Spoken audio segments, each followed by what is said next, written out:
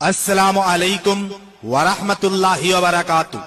বিরাদরানি ইসলাম, আগামী কল্য 29 ডিসেম্বর 2024 ইংরেজি রোজ রবিবার বিকাল 4 ঘটিকা হইতে পরদিন সকাল 5 ঘটিকা পর্যন্ত ডোমরঘাট নুরানি নতুন জামে মসজিদের সংলগ্ন মাঠে ডোমরঘাট আহলে সুন্নাত ওয়াল জামাতের ব্যবস্থাপনায় প্রথম বাৎসরিক ওয়াজ মাহফিলের আয়োজন করা হয়েছে।